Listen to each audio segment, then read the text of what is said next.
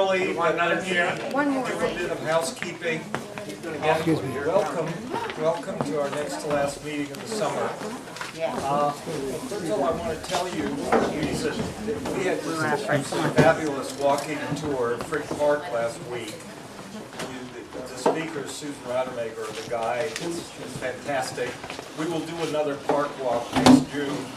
Sometime in the fall, I'm going to ask people who did not go to the Frick one who would be interested in Frick, and we have to decide which park to do next June.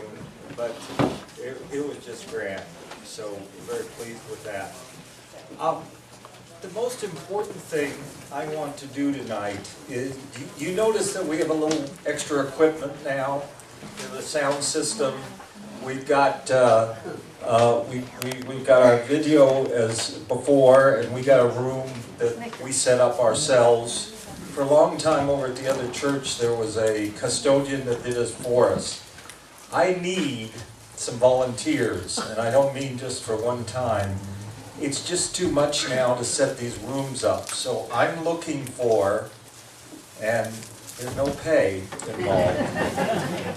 I'm looking for someone who will act each meeting night as the auditorium coordinator. And I'm also looking for someone to set up the video equipment. Audrey tries to come whenever possible to run it for us. But Ralph Lund, who's been working with this system and the whole room, just can't do it alone anymore. Is there anyone who from the floor would like, and I'm talking, it'd be best if we had a couple of people, but I'm talking about someone who will do it every month, not just a recruit for next month. Are there any volunteers from the floor, or if you'd rather, there'll be a sign-up sheet at the back, but we need to, no later than early September, add 2 or 3 leadership people here, or these meetings are just too hard to run. So I hope by the end of this evening some names will emerge that can do that, or maybe we can get 2 or 3 so people can alternate. Okay, just as a background, we open up this room at about 6:30 on meeting nights. The Girl Scouts usually meet here before. We made things easier for ourselves. We now have a closet downstairs, so all this equipment used to have to be lugged 3 blocks away. We'll have it locked up downstairs. But people have been great about putting the chairs away on a volunteer basis, but the beginning has been harder. So please think about whether you can commit to come at 6:45 or latest 7, but 6:45 is better on meeting nights to get this done, and let us know. And if I don't get names at the end, you're going to start hearing from me by phone. Okay. Our next speaker, Kathleen Parker, will talk about the story of Unitarian Universalism in Western Pennsylvania. She's speaking with us because some members here had heard her speak. She's given this talk around and written a book about this, and she's apparently very good. And like so many of our speakers now, she actually has already started preparing and asking us questions about how to set up her PowerPoint. We have that more and more, by the way, where people call 4 to 6 weeks early, our speakers, and say, you know, do you have this kind of equipment? There's a lot of nice preparation going on. September 13th, you know, we don't meet in August. Salah Uddin, former city councilman, will speak about his life with August Wilson. They were close friends with the playwright. And a bunch of other things are in the works, and you'll see them soon. I want to wish everyone a good summer, because I will not be here at the July meeting. We'll be out of the country, but other folks will be here to capably run the meeting. Before we go to the speaker, are there any questions or anything that's been around that you need to ask about anyone who's in the room, or announcements or anything? This is the time to do it. Okay. We've had a great year. Thanks for your wonderful support. You know, we really had our best year in terms of attendance, and there's a nice room, and we're excited. I'm going to make sure that we have a comparably exciting amount of speakers next year, and you'll see that that'll develop quickly. Our speaker tonight is Robert Zavos. Zavos? Zavos. Bob, who Ralph and I had the pleasure of starting to get to know last week, has a long Westinghouse career. There's others in this room that have long Westinghouse career. But he has been a very active member of the Jewish Genealogical Society. Is it? Yeah, Pittsburgh. Of Pittsburgh. And Bob has prepared for us tonight a talk which includes both a how to do session in terms of how you find genealogy, and also some examples, some case studies to show how it's done and to give us a sense of some families here in this area. And I can tell you from pre-testing this, you're going to have a very nice evening. Michael, he's going to take The wireless one is there. Okay. How do I do one? Well, I think that I have a wireless mouse here. This seems to be working. Good job. Can you see all right? Yeah. Do you think we should turn this If you off? need me, I might as well. okay. We don't want this light on back here. Oh, I'm sorry. Here, you know, changing your slide. You're gonna change your own. Well, You're gonna change the slide. okay, I think you can do this. This key here will make them go forward, Okay. and that one there will make them go backwards if we have to go over. So I go forward, go two forward, and then go backwards, right where I started. Okay? Forward and backward. Let's move you over just a bit.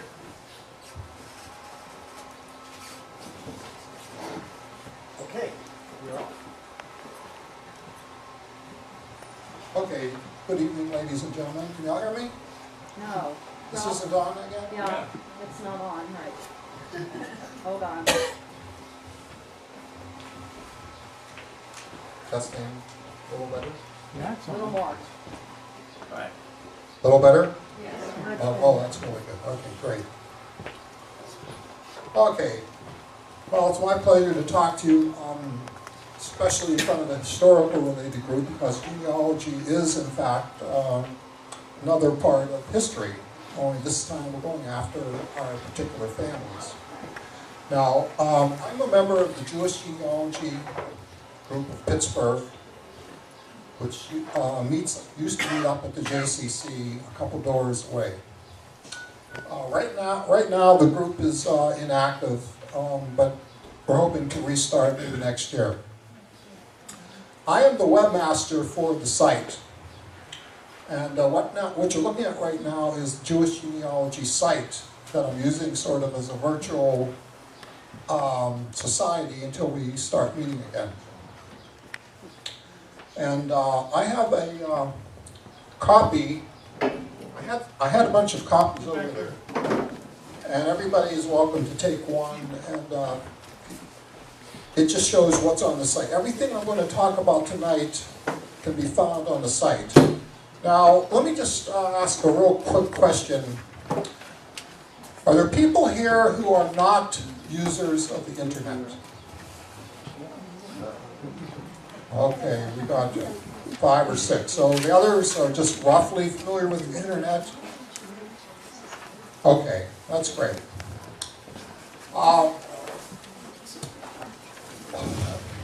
Okay, next slide, please. Could we wait now till the okay. Let's all be seated now. Next. This is the second half. I want to just stop it right here for a minute. This is conveniently divided into 2 parts. Everything on the left is something that you can do yourself without a computer. And everything on the right is something you do with a computer in genealogy. Now, when I first started about 10 years ago, almost everything was on the left. There was very little stuff that you could do on the computer. And now there's an enormous amount of stuff, and it keeps getting a little better.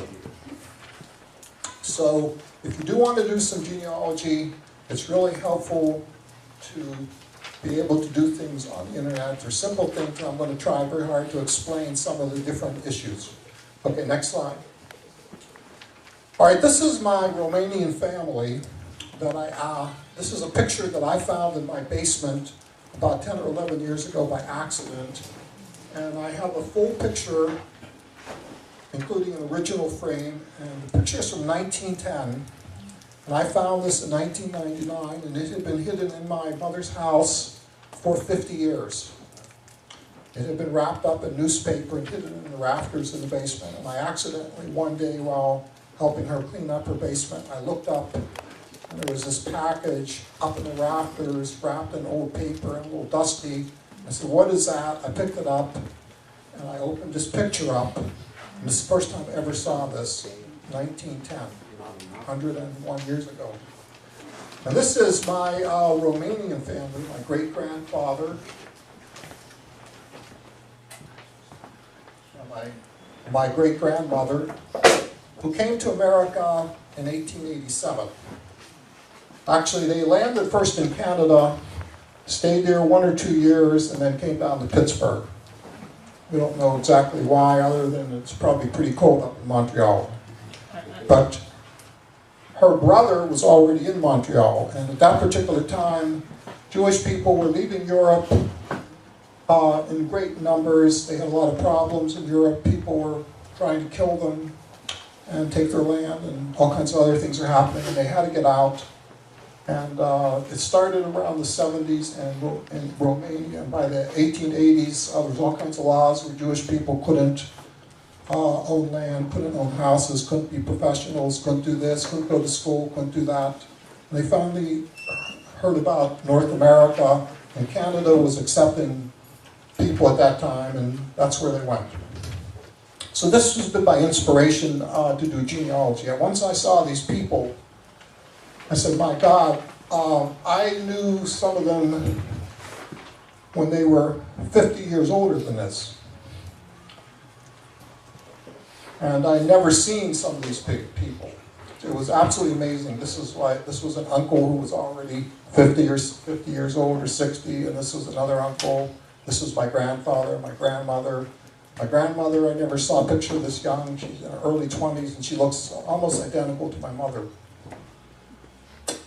So that was my inspiration, and I decided I was going to find out more about the family, where they came from, how they got here, and all kinds of things. So next slide, please. Now, when you're trying to find your family, and all you have is a picture, and you're up in age yourself, and you don't have a lot of people to talk to, there's a number of tools that are extremely helpful, and we're very blessed in Pittsburgh to have some of these tools. The first one is called city directories, and I'm going to go over that in some detail. I'm going to go over the U.S. Census, a little bit of military records. I'm going to go over a little bit later a Jewish newspaper, ship landing, naturalization papers. This got deleted, and we'll do marriages if we have time, and I might just briefly mention this, and that's about it. I might just quickly get to here. Okay, next slide, please. One of the first really great resources that Pittsburgh has that very few other places have is historic Pittsburgh city directories beginning in 1815. There's very few cities in the United States that have any kind of collection like this. These are all digitized, and they are free. They are online on this website that will be on my website in a handout, and I can give it to you later if you don't have time to copy it down. You just go to the site, and you have to spend a little time getting used to it, but you can browse through, what's that, 190 years of city directories. There's very few other places, totally free, and you can do searching. I'm going to show you how you do some searching on this. Even the library, there's no other place in the world, I think, that has this volume for Pittsburgh. The Library of Congress and a few other places, including Ancestry.com and the Mormons in Salt Lake City with the biggest library, genealogy library in the world, do not have anything for Pittsburgh of this extent. Now, the name of the family that we were looking at was called the Menzers. So when I get to this page, this one I'm doing on the internet, of course.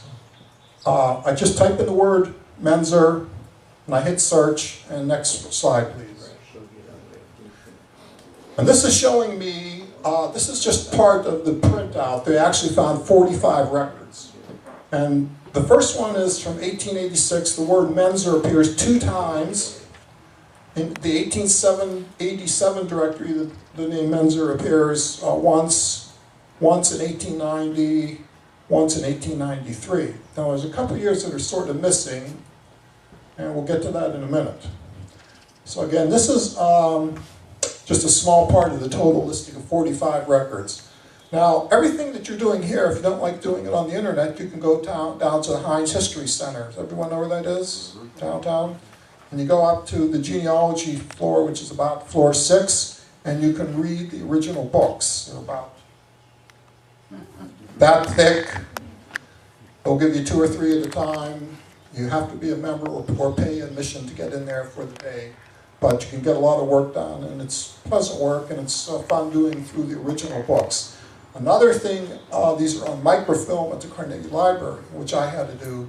If you've ever done research down at the Carnegie Library, there's some great resources. They're up on the 3rd floor now, the Pennsylvania Room and Genealogy. One of the problems, however, is they have very old microfilm readers. The readers are from the 50s or 60s. The lenses are scratched. The actual microfilms themselves are not in real good shape. It's sort of hard to read them. But this is reading off of original, digitized from the original books. Next slide, please. So one of the things I'm trying to do is I'm going to try to find this family, and I didn't know exactly when they got to Pittsburgh. No one in my family knew that. So I'm looking up their name, and I'm looking at 1888, and this is actually almost the exact name as my grandfather, except there's an extra T in here. It turns out that this is not my relative, and there's a Lewis Jr. In 1889, the same person appears again, and he's living at Webster. Now, there's a couple of clues. Webster is in the downtown, and it is in the edge of the city or in the Hill District. This was a Jewish area, but it turns out that I'm pretty sure he was not my related. And the reason I can tell is because living at this right here at 263 Webster is Horace Menzer. And there's never been a Jewish person I've known that has had the first name of Horace. Of course, maybe that's a pretty rare name in general. So I can sort of tell that this isn't my family. Now, when I get down to 1890, I see that I have the same Lewis here and the same Horace. They're living together, so they're probably brothers, and they're probably German. They're probably German Lutheran, because that's another group of people that came to Pittsburgh beginning around the 1840s and 50s. And all of a sudden here in 1891, I have a little arrow because I'm pretty sure that this is my grandfather's brother. His name is Morris Mentzer. And he's a foreman, and he's working at 27 Federal, and he's living at 79 Fifth Avenue. And there's an A here. Does anybody know what that A means? It means Allegheny City. Here, that's a better question. Does anybody know what Allegheny City was? Oh, there's a lot of people that already know this. Great. That's sort of the north side. And that was a typical place for some of the early immigrants, especially Jewish people, to move in the 1880s and 1890s. And that is, in fact, my grandfather's brother. And this one, who has a slightly different spelling, is a cigar manufacturer, and his name begins with A, and my grandfather doesn't start with an A, but he's living at 119 Crawford. Now I go down to here, and now I see that there's someone else here, Nathan Menzer, now it's spelled a little different, and Morris is still there, and it turns out this is my great-grandfather. But the name has been changed in spelling, which is quite typical back in those days. People did not have ID cards. They didn't have a driver's license or anything. They just walked around, and they didn't really have an exact spelling, and sometimes they didn't even speak good English. And I can continue to follow this train through and see where they lived, see what they did. And one of the early traditions for Jewish people in Pittsburgh from Romania was to work in cigar factories.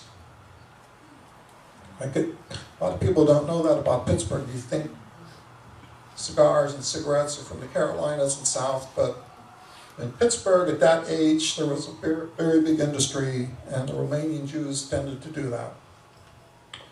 I just followed him and I could see what he was doing, and I have a complete history. I did this every year, and I've gone even further, and I've done it for other relatives. And this is sort of the gist. There's a tremendous amount of information that you can get from city directories.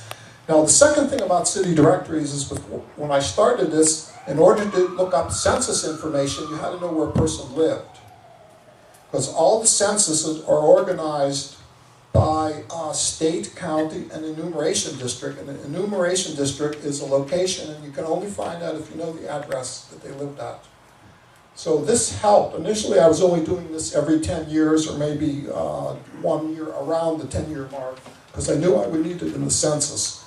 Now today, if you do want to do some research, you don't have to worry about this anymore, because I'm going to go into a new technique that you use called Ancestry.com, where you don't have to know the address, you just know the name, and in 5 seconds you found what used to take me a half a day. All right, next slide, please. Okay, so I said we're going to go into the census, which is a favorite tool of genealogists, and this is my favorite. This is the United States Census at Pittsburgh, Pennsylvania, 1790. It was 4 pages. And I know, you don't need to really read the details, but the details are that these are basically the head of the household. Almost all the time they're men. The first column, and they're the head of the household. Doesn't really have an address. They didn't really have addresses back then. They either lived in the fort or just outside of the fort. That's Fort Pitt. And the first column is the number of free white males who are under 16 years old. The second column is the number of free white males that are over 16. The third column is free white females, but it doesn't matter what their age is. And then there's another column for other free, and there's actually one person in it. I don't know exactly what that person would be. Maybe they're a free black, I don't know. But they're not a free white male, or they're not a free black male. I mean a free white female. And the last thing is slaves, and I don't think slaves counted. And the total amount of people was close to 1,000 at Pittsburgh and just outside the fort. Okay. So that's 1790. Pittsburgh was just a trading post, and they had, just taken over from the French and the Indians, 10 years earlier. Okay, next slide, please. Now the census started in 1790. It's taken every 10 years. I think everyone knows all about that. The United States is probably the first country in the world where the entire country had a law that they had to take a census. There are some places in Europe that censuses were taken a little bit earlier, but they were often a city or a province, but they weren't one of the major countries. A little bit later, Napoleon came in and started doing this throughout Europe. And the purpose, of course, is for drafting people, for collecting taxes. Now, the census are viewable every 10 years. I mean, they're taken every 10 years, and they're viewable only after they're 70 years old. And just as an aside, a very important one from 1890 was almost completely destroyed by fire in 1921. And there's no backup. I don't know the exact story of the fire, but it's a key thing for a lot of people, because there was tremendous immigration occurring in the 1880s, 90s, and 1900s. And you don't know who was where in 1890 because this is missing. The first census, like you saw, the 1790 up through 1840, only had the head of household, the number of other peoples in age groups and sex groups. It changed a little bit. It wasn't until 1850 that you started to get some good information, and this was all people were listed, not just the head of household by name, gave their age, their occupation, and their birthplace. Of course, if they were young or they didn't have an occupation, that's what it said. But if they were working, that was a big thing. And that's what city directories did too. They listed the occupation of the head of household. In 1880, they added the birthplace of the parents. This is good when you have people coming from other countries, but they only say what country, not the city. In 1900, they added the years that the people were married, if they were married, when they immigrated, and for the mother, the number of children that were born and the number that are still living. 1920, they added naturalization. 1930, they added marital status, and if they were married, the age of the first marriage. So you're getting a lot more information about your family when you go after 1850. Next slide, please. Now, the old way was doing this enumeration business, and it was really a pain in the butt, and it would just take enormous amounts of time. Sometimes I would go to the Carnegie Library, you know, Donald Parkin and the rest of the stuff, and getting these old microfilms and reading them on microfilms, and if you found something, you had to print it, and the prints weren't real good. And it was an all-day process to maybe get 1 or 2 census if you're lucky. Now you go on Ancestry.com, put in a name I'm searching for. I just start typing the word Pittsburgh and it fills out some choices, and after about 5 letters it knows that Pittsburgh's in Allegheny. And I just come down a little below here and I say search. So next slide, please. And Ancestry.com comes back and it shows me these people who are in the picture. And I could see that, and I bet particularly, you didn't see this, I asked for the 1900 census. They could have been in the 10, 20, 30 also. This is my great-grandfather, great-grandmother, and great-uncle. This is my grandfather and a sister. And I just click on any one of them, and I'll go to the original census page for this family, for this town. Takes you all of 10 minutes. Ancestry.com is available for free at the Carnegie Library and most large libraries, most large university libraries, or you can go by subscription. They have a subscription by the month. It's like $20 for 1 month, or about $14 or $15 a month if you do a 6-month deal, and then they have a 12-month deal. It's really not too expensive. It used to be even less. Okay, next. And this is what you get. It's a lot of columns, and I'll just explain a little bit later. Well, I've already explained most of this. And the Menzer family, well, it's right down here, I believe. It shows the country that they came from, Romania. And that was a song. Some people know about that song or something? Okay. So you get a tremendous amount of information on about your family from the year 1900, what they're doing, their ages, and what language they spoke, a few other things. Okay, next slide, please. But does anybody have any questions so far? So I can hold on, You can't get that on your own computer, can you? Ancestry.com? Yes, you can, but you have to pay for it. Oh, I see, okay. Sign up. But when you consider things like parking and the availability of parking in Pittsburgh nowadays, and, that kind of stuff, I don't know where you park if you want to go to the library. Like, you can take a free bus, but then they're all jammed going into Oakland. Yes, Joel? 2 questions. One is, when you say the Carnegie Library, can you go to Squirrel or you have to go to the main? No, the Carnegie Library has all the branches linked up. Okay, the second question is, you put in Menser, and in the previous one, they had Mensers with different spellings, but that one was all the same. Would that be a problem?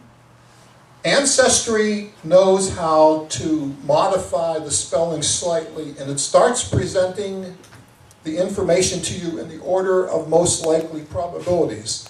Now, you can put additional thing besides a name. You can put their ages, where they came from, their sex. There's a whole bunch of variables on that screen. I tend to do things with the least amount of stuff first. And if I get overwhelmed by too many possibilities, then I start tightening up some kind of stuff.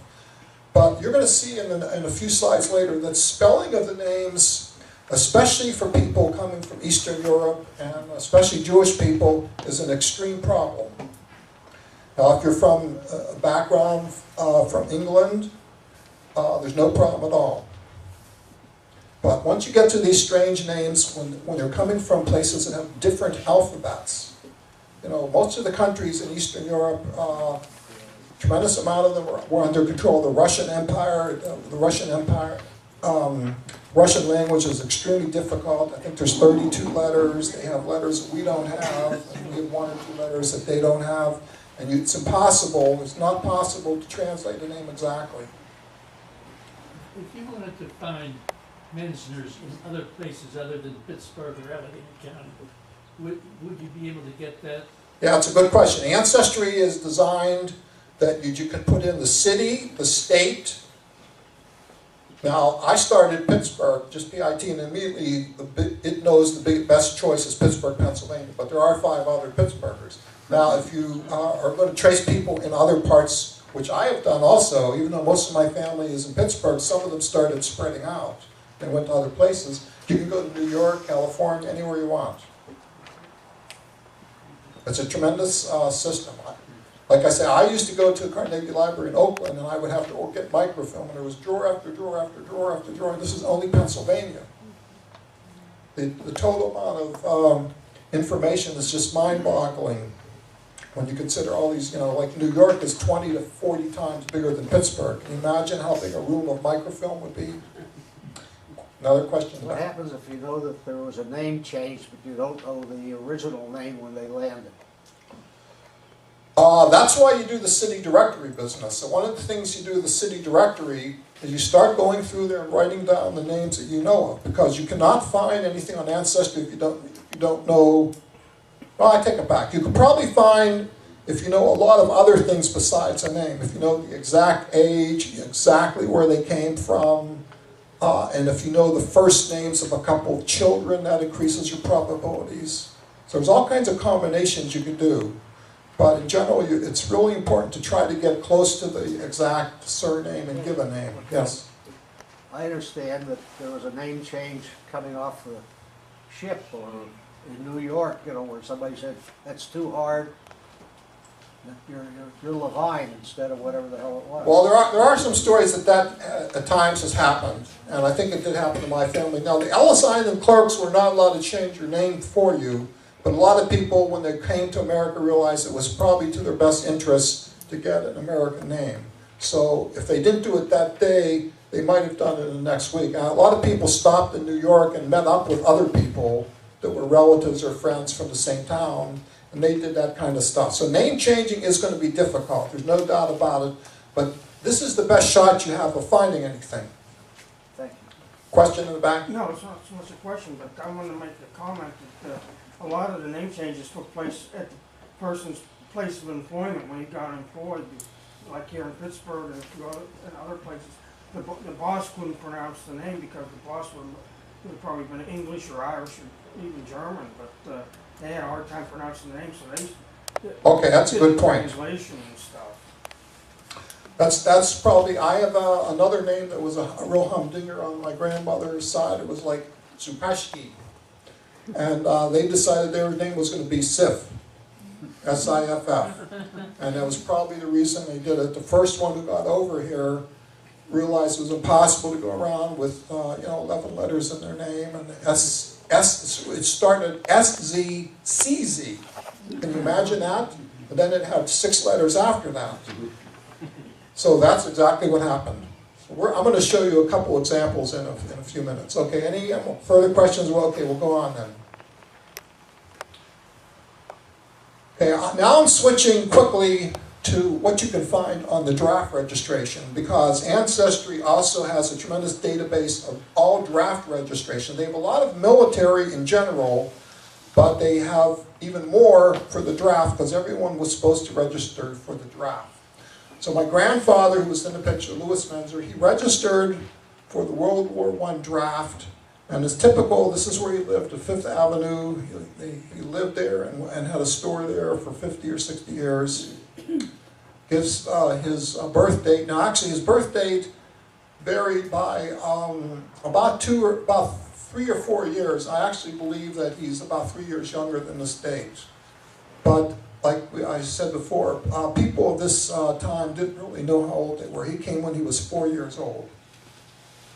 It says he's from Romania and what he's doing, and my grandmother's name. And there's nothing real significant, but on the next page we're going to find something really significant. So let's go to the next page. I then decided I'm going to look up my grandfather another time. I put in his Louis Spencer. Now I asked for the World War II draft. And of course, he's going to be 60 years old, but that was the requirement. Things got so bad in World War II that they were started to register old men. It was called the Old Man's Draft, and they were registering up to 65 years old. And if the war would have gone on much longer, they might have had a big call because it was pretty big disaster. And here I find my grandfather comes up by just putting in his name, Louis Menzer in Pittsburgh. And now I get 2-year difference in his birth already. Now, this is to me one of the most incredible things, because he's now put down the little town in Romania where he was born. There's very few American documents where they put down the town that they were born. But he put down the name, and I later figured out what this was and where it was. And my wife and I, who's in the back, went and visited this town. And he left there in 1887. And we had a great time in Romania. And without this and maybe a few other things, I would have never known. There's a few things that are tough about doing genealogy in the United States, but when you get to the Eastern European countries, it's almost impossible. You can't research anything. Romania used to be one of the worst. Now that they're joining the European Union, and they're going to go on the Euro pretty soon, they started to change attitudes, and they're trying to become a Western country, and things are changing very rapidly. Question here. Please, what is the name of the town? It's called Buchacha. It's 10 miles from a larger town known as Bodeșan, or Bodășani. It's in northeastern Romania. It's about the third largest city in historic Moldavia. And Moldavia was incorporated into Romania, along with Transylvania, Banat, and a few other places. Romania became a nation in approximately 1859. Further questions? Okay, so now I click on this from Ancestry. I just get verification in his own handwriting. Next slide, please. And this is the actual draft card of my grandfather signed. I didn't print the second page, but his signature is on there. And he says again, Buchacha. Nice handwriting. He actually did have very good handwriting, printing as well as a handwritten number. And that's one of the incredible things you get if you're looking for one of your ancestors. You want to know where exactly they came from, and they didn't come from England or the western part of Europe, which is much more westernized. They were from the east, where they didn't do things like this. You'd never find a little town like this. There's only like 10,000 people there. Okay, next slide, please. So now I've shown you a little bit how to do a little bit of work on city directory, census, and draft registration. There's a whole bunch of other things. And now, if you're going to do some kind of study, you got to start thinking about how to organize all this, and then you want to figure out what you're going to do next, and you might have to correct some of the other things. There's a number of packages, and this would be a whole talk in itself. So I'm going to just let you know that at some point in time, it's good to try to get something that makes the typical little family trees charts that you see, the trees. There's one that's for free, but you get a little bit of advertisement from it, or you can pay Ancestry.com, and this is the retail price, and normally have specials. Or, like I started off, I just started using a spreadsheet and started putting some of the data I was collecting in a spreadsheet. You can also use a word processor and just write up things. You know, if you have bad handwriting like I do, I could have done this. Or you can use an Adobe PDF where it's easier to throw some pictures in, or you can do web pages. I also do that. And then the next thing you want to do is start interviewing your relatives. So you have a little bit of background on what you're doing, and you start getting organized, and then you start talking to your relatives. Next slide, please.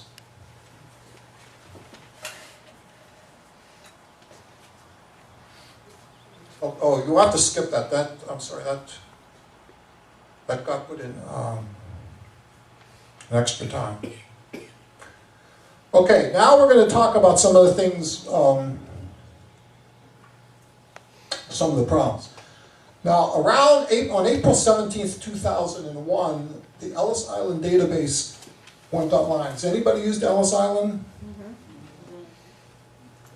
All right, well, that's great. This is one of the largest databases of ship landings anywhere in the world.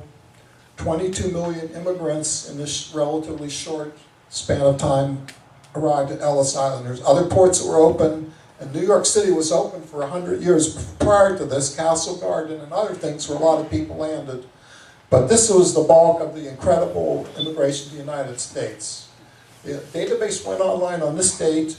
You can go to the Ellis Island org site, and you can type in your names, and if you have an unusual name, you generally will find nothing. And my grandfather, on my father's side, in the 1910 census, I had also tracked him down through city directories and the census, and in the 1910 census, he arrived in 1904. So the first census that I found him was here, and this is how he spelled his name. Now you see my name is now spelled Z-A-V-O-S, and they took the N-I-C-K or the N-I-K off to make it even simpler. But he was using this spelling, and he came from Lithuania, but on the border of Poland, and it was controlled by Russia, and this name is a Russian derivative, and there's all kinds of ways of spelling this. Sometimes it starts with a Z, as I wound up with. There's a letter in Polish that is a C and a Z together. So some of our family actually wound up with the S, some wound up with the Z, and he wound up using the S and the Z at various times in his life. He arrived in 1904, said he was born in 1881, and I spent hour after hour after hour, over month after month, looking for him in Ellis Island, and I never found him. A little bit later, I heard about a person by the name of Steve Morse. Does anybody know who Steve Morse is? All right, I'm very glad that no one knows, because I can tell you this is one of the true geniuses who is living today and probably ever lived. This man actually is given credit for designing the first PC chip, the 8086 PC for Intel in the 60s or 70s. And he also is Jewish, and he also had a lot of trouble trying to find his relatives with their strange names. And he recognized right away that the Ellis Island database is a tremendous amount of data, but the way of searching is extremely poor if you have tough names. All right, and I used his site, and in 5 minutes I found my grandfather's name. So can we have the next slide, please? That is site Steve Morse. Yes, that's a site. And he has all kinds of tools that he calls one step. His main goal is to be able to allow people to quickly find information on their families. And you go to his site, and he calls it the one-step tool. And what Ellis Island doesn't allow is you to put a first name in.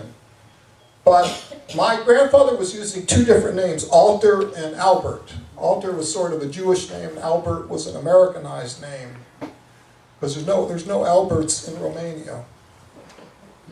Or no, this one came from Lithuania, I'm sorry. So there's no, I don't think there's any Alberts in Lithuania.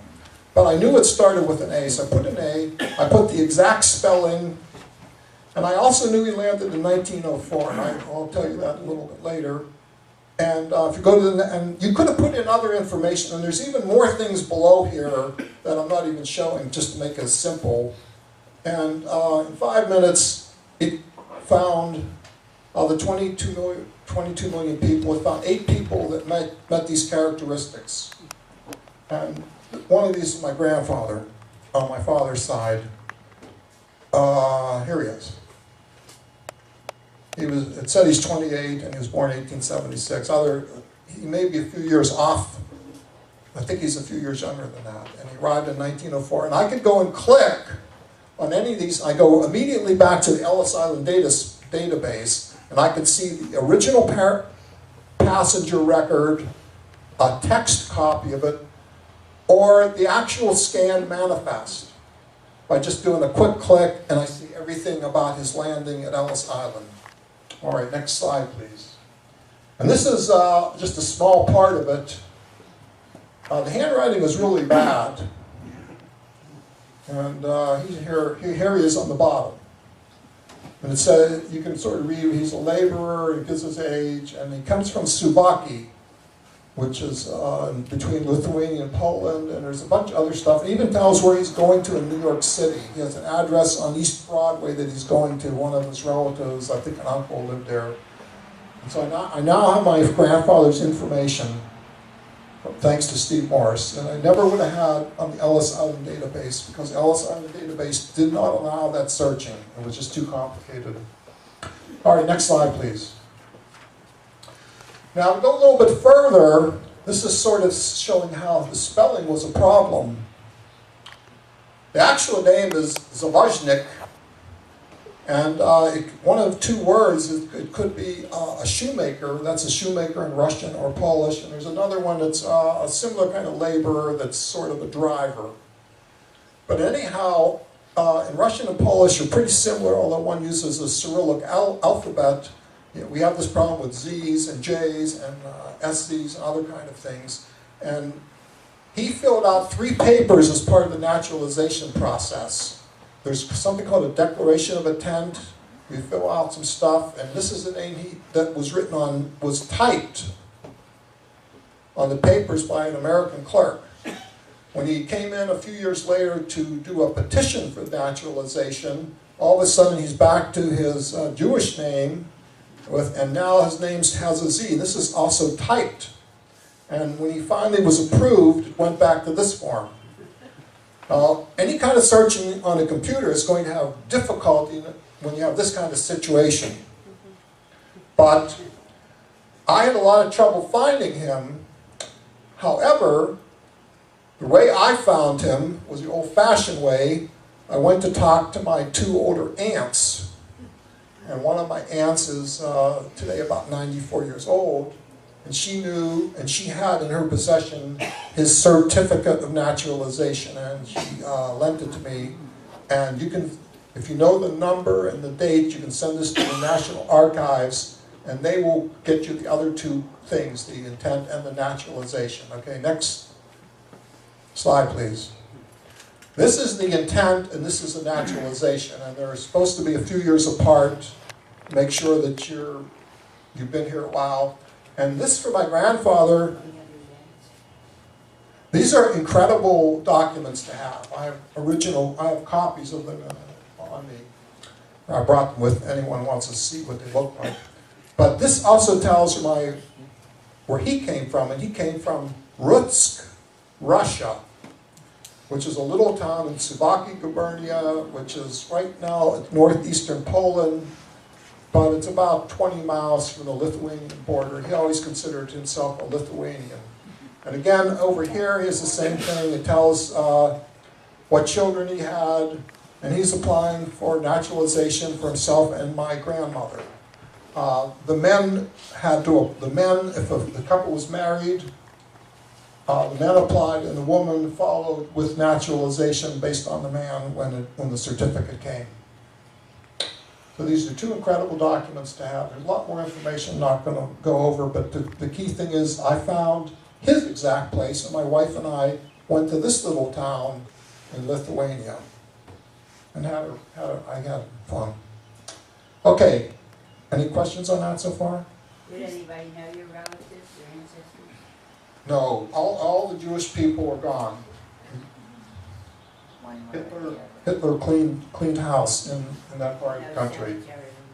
They took the cemetery too. They took every stone out of the cemetery and they used it to pave roads. Okay, another question? Does Steve Gore search Castle Garden records? Yes, Steve, that's a very good question. Also Philadelphia? Yes, he does Philadelphia, Baltimore, New Orleans, San Francisco. He has almost a complete set. The oldest one, I think, is as early as 1800. Every single document that went to the National Archives that was a ship landing in the United States at the major ports is on the database at Ellis Island, and or not at Ellis Island, but it's somewhere. Oh, I think Ancestry actually has it, but they made arrangements with Steve. Steve writes the best search engines in the world, but they have the data, and it's been a mutually beneficial situation. So you can find a lot more than just Ellis Island. So if your family's from early America and they had to get here by ship, there was no airplanes then, they just might, you might find them this way too. If they registered on the ship, you know. Some people may not have done it. There weren't exact laws that you had to. Some ships, I know my mother used to probably say, their ship came directly to the port of Boston. That's right. Boston was one of the ports on the East Coast. Came directly to the port of Bedford. Now Bedford, New Bedford, I don't know that there's a database for that. I haven't heard that one. Question? Did they do Hoboken? No, I haven't seen that. What was the question? Did they do Hoboken, New Jersey?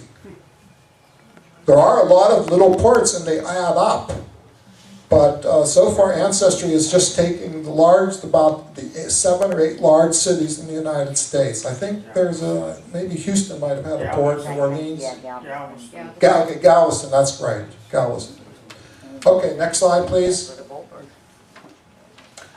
All right, now the other thing this current 94-year-old grandmother gave to me was a picture of my grandfather. This is my grandfather when he was about 22 years old. And so it's nice to talk to your elders. And the interesting thing about this, there's 2 interesting things. First of all, he looks exactly like a first cousin of mine, or vice versa. It was amazing. Well, no, this cousin of mine looks really like him. Unbelievable at that age. But the more important thing is on the back. So my aunt gives me this picture, and I'm looking, and I said, what's this on the back? Well, on the back is the name of the city called Trondheim in Norway, because his family escaped to Norway and Sweden, because they were in Lithuania or Poland, and they just had to go right across the sea, and they can get away from all the trouble by just going around the sea. And there's a small amount of Jewish people that actually went to Norway and Sweden. And they went to around 1868 or 1870, they were allowed to go there. And he went there and he lived there for about 10, 15 years. And the only way I would have ever found this out was the back of this picture, because that isn't in any other record in the United States. And again, my wife and I then went to Norway. In Norway, there's lots of things to do in Norway, the fjords, the mountains, and that was a great trip. And we spent a little time going to the places that he lived. So you can have a lot of fun doing all this kind of stuff. Okay, questions? Is that a tintype? No, this was an actual picture. I was amazed how the good quality, but this picture, 1904. All right, next page. Okay, now we're going to get back to some things for those of you who don't want to fool around on the internet, and a lot of times I don't blame you. You constantly get spam, and you get things, you want to upload this, upload that, and you get into trouble, and pretty soon your screen gets real small because you have all these toolbars and all these search engines all over your screen. After a while it gets a pain. So you might not want to use computers. There are 2 things you can do at the Allegheny County on Grant Avenue, and I had to do both of them, and neither of these are available on a computer. So you have to go there if you want your marriage records. All right, next slide, please. This is the room in the courthouse. You walk into the marriage thing, and if you're older like some of us, they give you a little question, you know, a little look there when you walk in, because most of the time the people walking in are about 20, 25 years old, and they're going to get married, because there's two things you do there. You get your license, or you go and do genealogy. And most people are getting their license. And also, if you later get divorced, you have to go there too. Because if you're in the process of that, that happens more and more nowadays. You have to go there to get your original marriage certificate when you go to court to prove different things. But anyhow, they have these wonderful books that are in pristine condition. They've kept very, very good care of them. And these go back 150 years of marriages, and there's no rules of aging, and you can just walk in here and look at these. And what these are, they're not the certificates, these are the indexes to the certificates. All right, next slide, please. So you grab one of these big books, and you find a particular set of years, and they're organized by first letter of the last name, then first letter of the first parents or grandparents or great-grandparents or whoever you're trying to get their marriage certificate. You know approximate year from the census, because that's one of the things on the census that we saw a little while ago. If someone hasn't told you, or you didn't know, or you're doing like a cousin or something because you're extending your tree, whatever it is, if you get the approximate year, you can pretty quickly scan, no matter how common the name is. And you might have a lot of pages to read, but when you have the first letter of each of the names, it's not really too bad. You might have 20, 30, 40, 50 pages, and you're done. So you could probably find almost anybody in about 20 minutes and 25 minutes. Sometimes you can find them in 5 minutes. As soon as you find this number over here, you just wave your hand. There's only 2 or 3 clerks in there say, I found a number, and I want to look at the marriage thing. And they will go and get you microfiche. They're all on microfiche. And they get it, they set up the machine. There's 2 machines. They're a little better than the Carnegie Library machines. And you quickly verify that you have to scan a little bit till you find it. You can do it in 5, 10 minutes, maybe less. And if you want a copy, you have to pay another $4 for an unofficial copy and about 9 or 10 for a copy. And they will come over and make the thing print. Any questions on that? This is a wonderful thing. A lot of people don't know about this. This is not on Ancestry. It's not on any other database that I know of. They originally had plans of digitizing this because they want to get rid of all those big books. And then there's only 3, 4, 5 clerks working, and some of them have to work anyhow to give marriage licenses to the people getting married. So it's not a big employment problem with them. So I don't know if we're ever going to get rid of the books. But they're a neat way of doing it.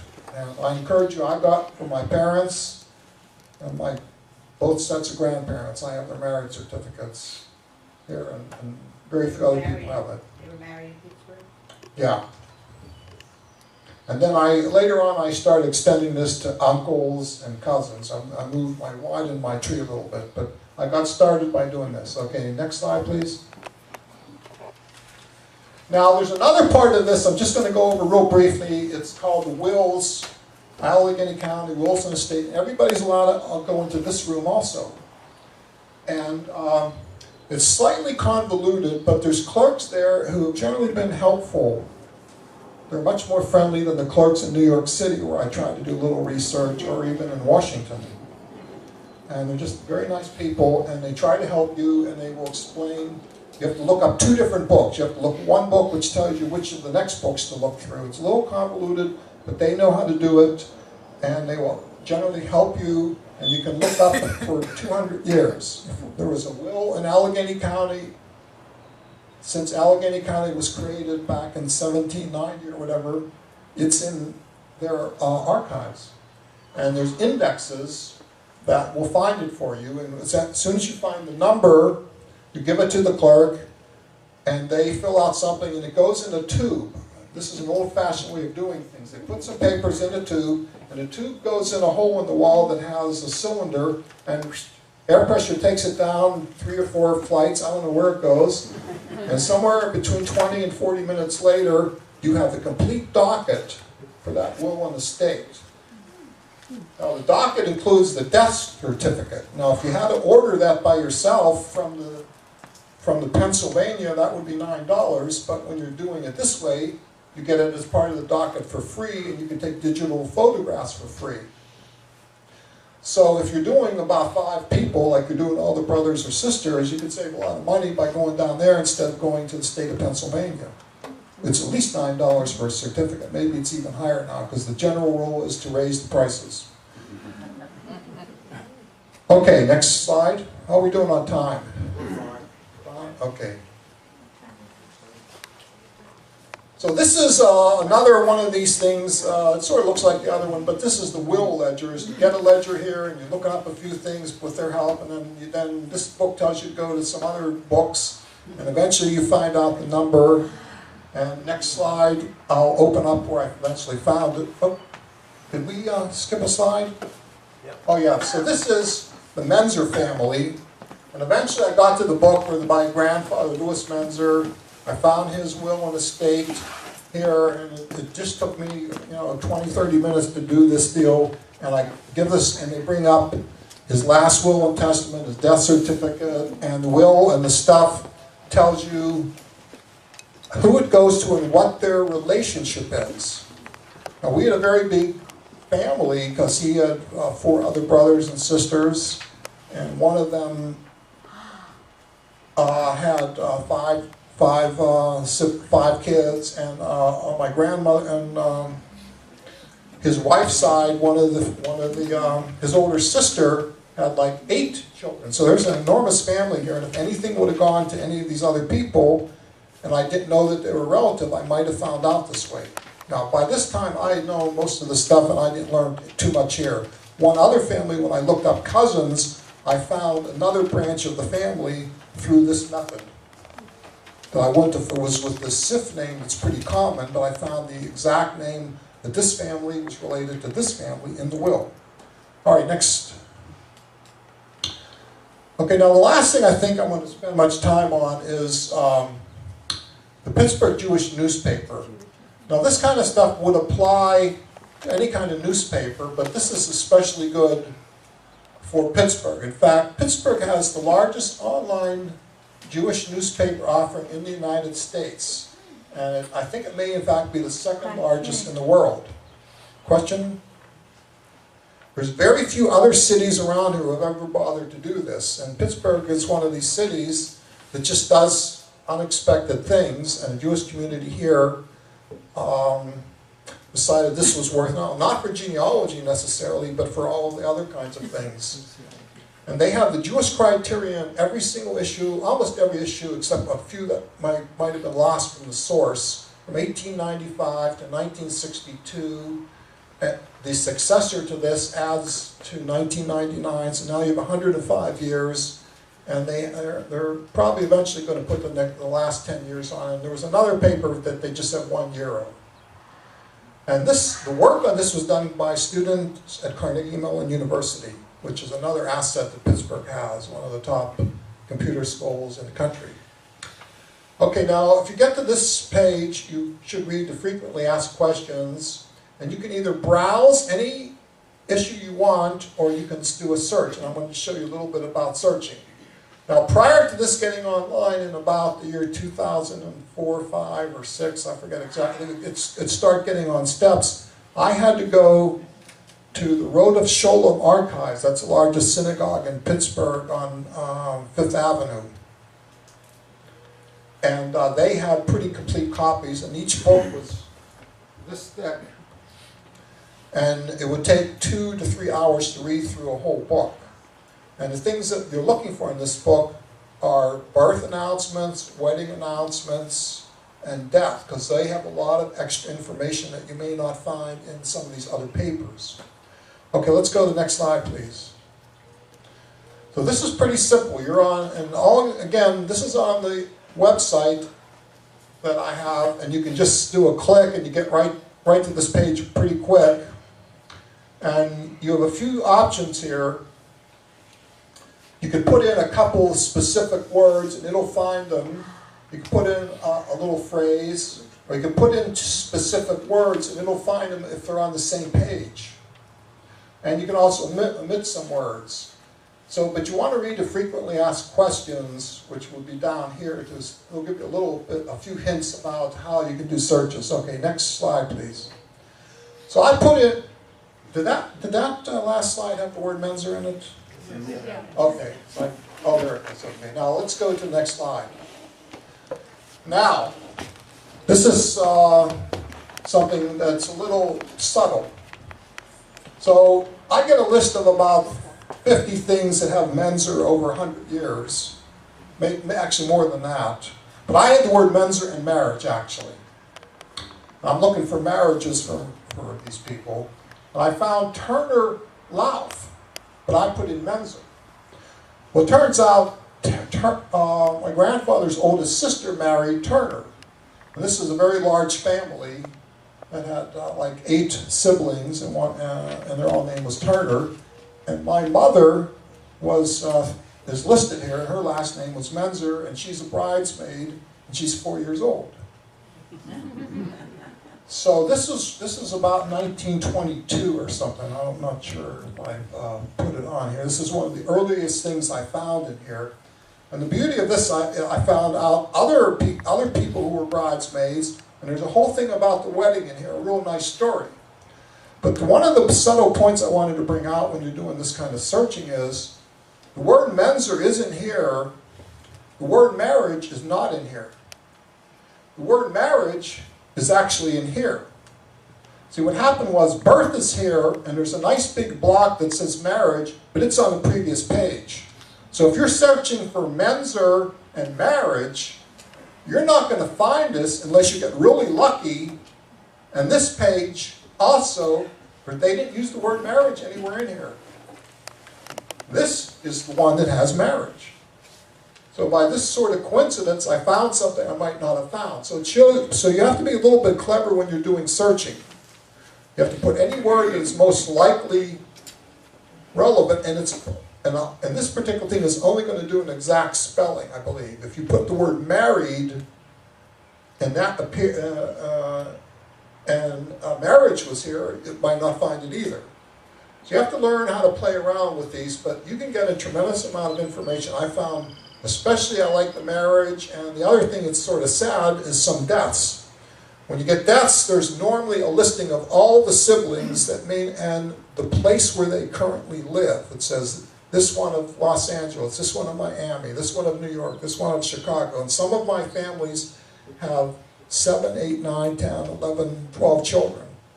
In fact, the great-grandmother that you saw on the first page gave birth to either 8 or 11 children, depending on which census you read. And there's only 5 that I know that are living. So the others died at an early age. But you wouldn't have known that without the U.S. Census, and if they had been living, you might have found some more in this paper. I think this might be about my last slide. Is there one? Okay. Well, this is the place that I got to for my grandfather. His picture said Trondheim. This is Trondheim, Norway. And this is looking out. It's right on the sea. It's 150 miles or 200 miles north of Oslo. And it's a real pretty city, and this is one of the places we visited by doing all this genealogy. So that's what I like to do. I like to find out more about the family, what they did, and where they lived, and then I like to go where they've lived. All right, that's the end of my talk, and I don't take any more questions. Thank you. Any more questions about this? Since the papers are all used up, would you just give me your website, please?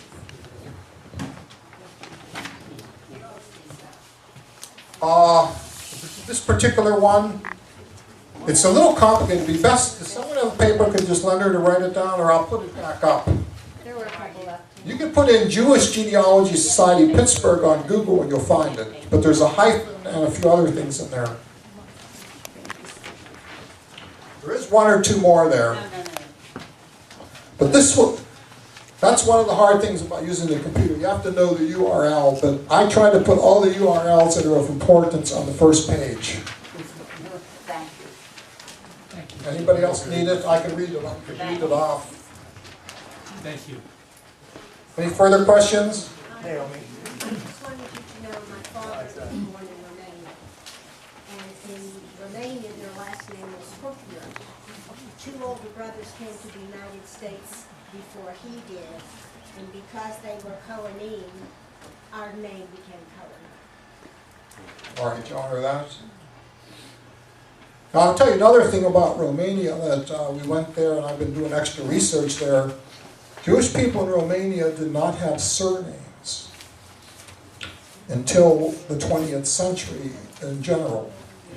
At the beginning of the 19th century, around 1800, the czars of Russia, as well as Napoleon and the Austrian king, declared all people had to have surnames.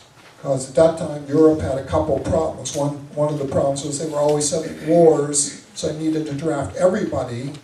And they also needed money to pay for the wars, so they needed taxes. So that's why they started census, and you had to have last names. And the Jewish people had been sort of migratory. They had been like moving between countries. They got kicked out of here and there. Ever since Isabella threw them out of Spain, they didn't have homes. And they were wandering around, and everywhere they were just there a little bit, and then they had to go somewhere else. So they didn't have surnames, and it was hard for the people to keep track of them, but they wanted to tax them and put them in the army. So they were reluctant to take surnames until the final edicts occurred, which was the early 1800s. In Romania, Romania was part of the Ottoman Empire, which essentially is Muslim, and the Muslims did the same thing. They are, like Osama bin Laden is Osama, son of Laden. Jews were Ittuk, Sin, Avram, Isaac, son of Avram. And that's how they were all referred to. And that makes it very hard to track down once you go back to Europe. And that's another whole story. Any other questions? Just 2 quick comments. One is, I knew a woman by the name of Squirrel because when her husband came to this country, they asked him what his name was, and he thought they asked where he was going. So the family carried that name for several generations. And the other thing is that when I went through my in-laws' papers, I found a bound volume of something called the Squirrel Gazette for 1937, and I gave it to the Heinz History Center. Okay, that's very interesting, and that's another great thing. If you do find artifacts in your family basement, like I did, picture or other kind of books, it's always a great thing to give them to one of these societies that do history or genealogy or things like that. We actually have a collection here of the Gazette that our society owns. Another question? Comment. There's all kinds of additional information that's now available.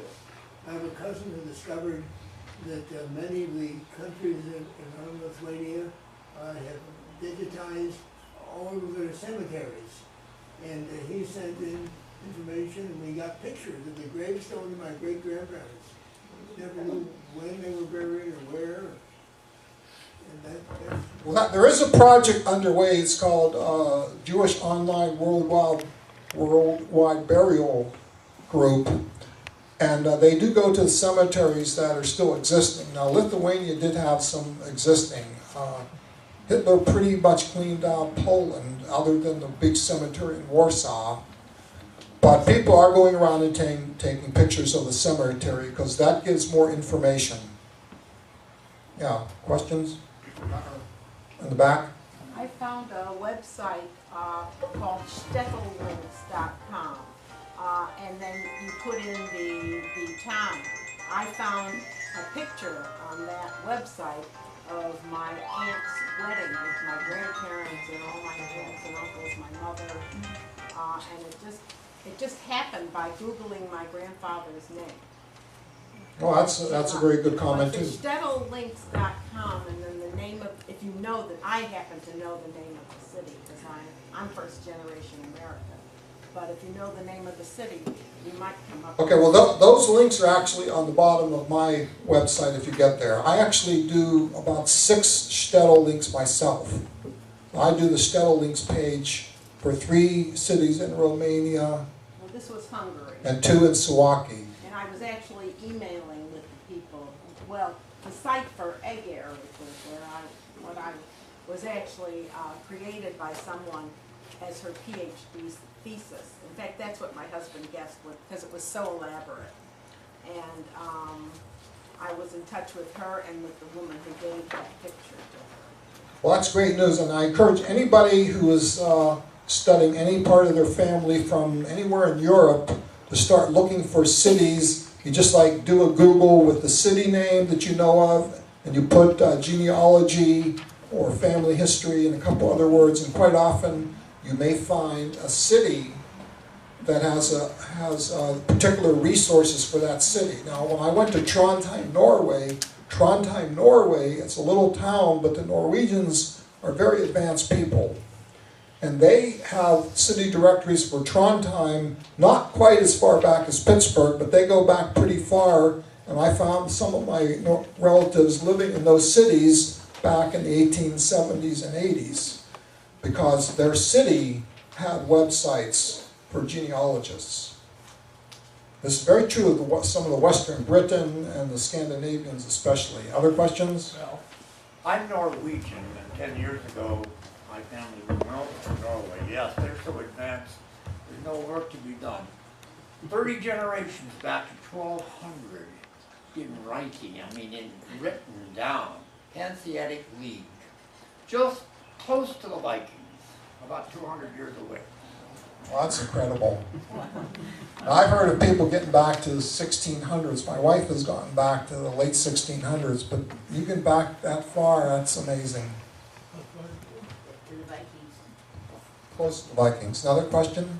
Well, it's not a question, it's a comment. I spent Sunday with a Norwegian person who had come because his wife had relatives buried in Homewood Cemetery and Turner Graveyard. But he said when they went to Norway 20 years apart, they went to some graveyards and found that if you don't maintain your gravestone, they move it to the side of the road and use it for road work. So he said it was really something because they had gone there 20 years ago and then had gone back recently, and the gravestones, some of them were just lined up, taken out of the graveyard. So the Germans do that. The Germans reuse the graves. Well, in Denmark, this is today. My sister-in-law is Danish, and when we went to Denmark, she took me to see her mother's grave, which was behind a church. It was just in ivy, a little natural stone. And she said to me, that's her grave for 25 years. And then there will be someone else buried there.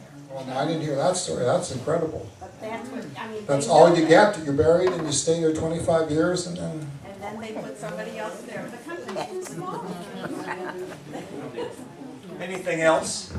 Bob, thanks ever so much. It's been my pleasure, and if anyone who wants to talk to me afterwards, I'll be around. I had an uncle who was a German Jew from Hamburg, and he married my aunt, who was a German. My aunt, who was a German Jew from southeast Germany, a town that's now in Poland, and he did this kind of genealogy. And when he did that, he discovered that 200 years back, in both of the lines, they found Sigmund Freud.